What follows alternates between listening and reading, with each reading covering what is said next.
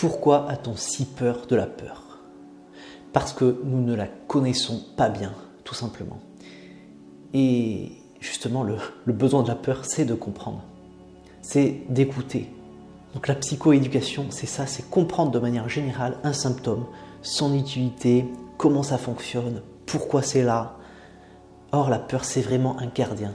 C'est un signal qui est censé nous protéger. Donc un signal à écouter. C'est vraiment ça la base de la gestion des émotions. C'est déjà écouter le signal, l'observer. Fermer les yeux va beaucoup aider d'ailleurs. Mais j'en reparle juste après. La peur, c'est le fruit de millions d'années d'évolution. Donc elle n'est pas là pour rien. Elle nous a permis de survivre. Donc elle aide à mieux se concentrer. C'est pour ça qu'il y a une dilatation de la pupille. Et elle aide surtout, la peur, comme pour l'anxiété d'ailleurs, ou l'angoisse, à réagir rapidement. Donc ça crée de la sudation, ça c'est normal aussi, c'est pour refroidir le corps. Ça augmente le rythme cardiaque, ça aussi tout à fait normal, c'est pour amener plus d'oxygène. Ça augmente le tonus musculaire, pareil, c'est pour réagir plus vite, pour courir plus vite ou pour combattre plus vite. Et vu que la peur est normale et qu'elle génère des symptômes naturels, le problème ne vient pas de la peur mais plutôt de son intensité. Et qu'est-ce qui fait que la peur devient trop forte? C'est la lutte intérieure. Penser que la peur n'est pas normale est un problème. Donc reste jusqu'au bout pour connaître les meilleures techniques pour la dissiper. Et tout est bien sûr une question de perception. Imagine les gens, par exemple, qui adorent les sports extrêmes. Et bien eux, c'est l'inverse. Ils adorent cette sensation d'adrénaline et d'hypervigilance parce que là, ça leur permet justement d'être protégés finalement et de faire attention à ce qu'il faut et d'être pleinement dans le moment présent. Quand d'autres perçoivent cela comme un danger. Or, ce n'est pas parce que tu as de l'anxiété qu'il y a un danger réel. Le danger est presque toujours imaginaire dans nos sociétés occidentales, puisque le risque d'être coursé par un lion est bien moins fréquent. Mais à l'époque, on avait besoin de cette hypervigilance, nos ancêtres, parce qu'il y avait beaucoup plus de risques, il y avait plein de prédateurs, ils n'étaient pas aussi bien protégés, il y avait les catastrophes naturelles, il n'y avait pas de route, toutes les routes pouvaient être dangereuses, on pouvait tomber. Le problème aujourd'hui, c'est que le progrès technique, le confort a avancé beaucoup plus vite que le changement de nos réactions primaires. Anxiété ne veut pas dire danger réel. Anxiété veut seulement dire attention. L'anxiété veut seulement te préparer au cas où il y a un danger. Et c'est là, c'est très important ce point parce que souvent la personne qui a de l'anxiété va croire qu'il y a un problème par rapport à ses symptômes, elle croit qu'elle va avoir un problème, une maladie physique, ou alors elle va croire qu'il y a un danger, ce qui n'est pas vrai en fait. Ça c'est ce qu'on appelle un biais de pensée, c'est le raisonnement émotionnel. J'ai peur, donc il y a un danger, mais non. J'ai peur, mon corps, mon cerveau, imagine qu'il y a peut-être éventuellement un danger, mais c'est pas sûr du tout, et la plupart du temps ce n'est pas ça d'ailleurs. 95% des peurs ne se réalisent pas. Maintenant, imagine un chasseur-cueilleur, un de nos ancêtres en train de chasser, et il entend un bruit dans un fourré. L'anxiété, lui permet de s'immobiliser, d'être hyper vigilant, focalisation sur le danger possible, augmentation du rythme cardiaque pour être prêt à réagir vite en cas de danger. Il est aux aguets, prêt à fuir ou à attaquer. Puis tout à coup, il voit un petit écureuil sortir du fourré. Il peut y avoir de l'anxiété alors qu'il n'y a pas de danger. Il y a souvent de l'anxiété alors qu'il n'y a pas de danger réel. Et en thérapie cognitive, le but, c'est un peu de vérifier s'il y a vraiment un danger. Tu peux faire les preuves pour, les preuves contre. Et si tu fuis tout le temps, tu ne sais pas si le danger est réel ou non. Et même ton comportement de fuite te persuade qu'il y a un danger, ce qu'on appelle le renforcement. Plus tu fuis une situation qui te fait peur, plus tu vas avoir peur, puisque tu ne t'habitues pas à cette peur-là. Imagine quelqu'un qui ne connaît pas du tout les serpents, il voit un serpent chez lui, il est en panique, parce qu'il ne connaît pas. Imagine maintenant un scientifique spécialisé des serpents, il ne va pas être en panique, il va observer, il va dire « Ah tiens, qu'est-ce que c'est comme serpent? Ah oui, je le connais lui. Ah oui, mais lui, il n'est pas dangereux. Tiens, mais je sais qu'en plus, si je le prends comme ça, allez, je peux le lâcher dehors et tout va bien. » Tu vois, c'est pas du tout, il y en a un qui est fasciné par les serpents et l'autre qui est en panique totale. Donc on voit bien qu'il y a deux perceptions totalement différentes parce que l'un connaît et comprend la situation, l'autre est complètement n'y comprend rien, ne sait pas ce qui se passe. Et justement, le besoin, c'est de comprendre en grande partie derrière la peur.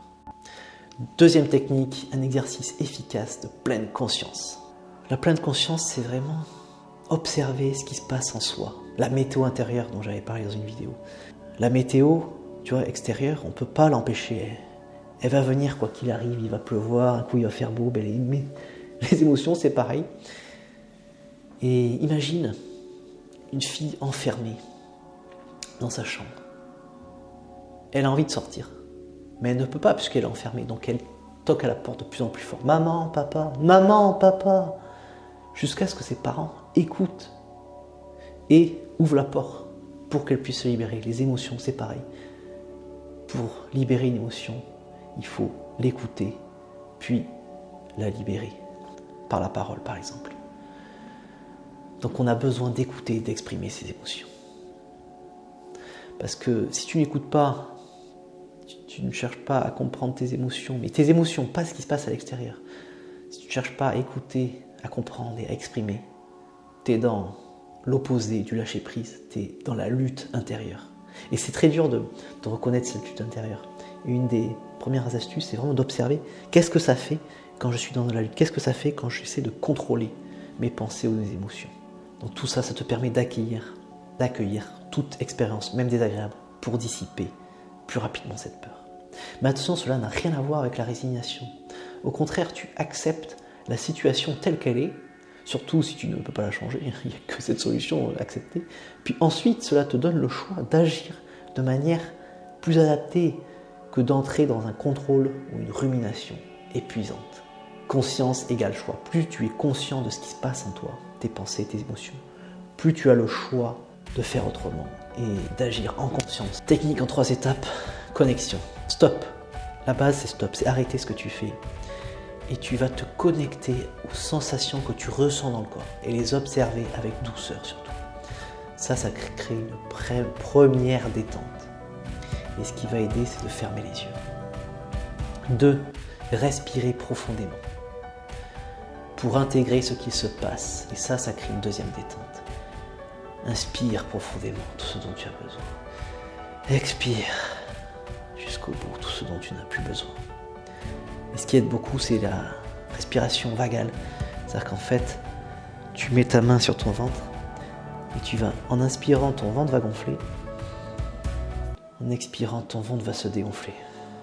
Voilà, ça c'est vraiment la respiration la plus simple à faire qui va très rapidement te générer une détente.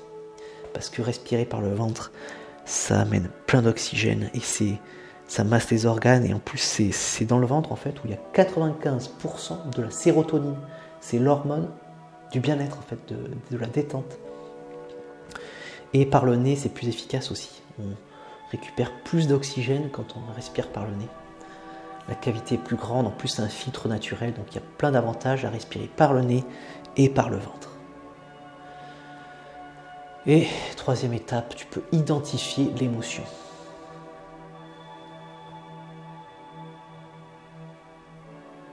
Qu'est-ce que je ressens ? Ça va te permettre de refroidir l'émotion.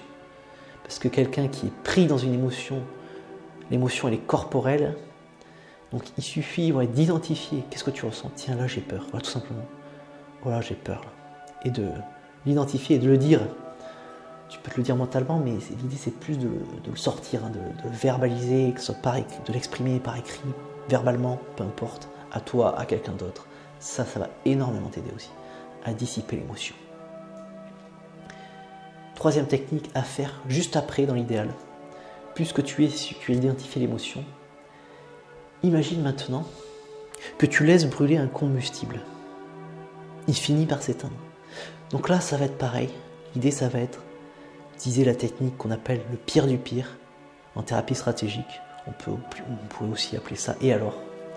C'est en fait, tu vas aller au bout de l'émotion. Et tu vois, la science, elle est très claire. Elle montre que la cause de quasiment tous les problèmes psychologiques, c'est la tentative d'éviter son expérience intérieure.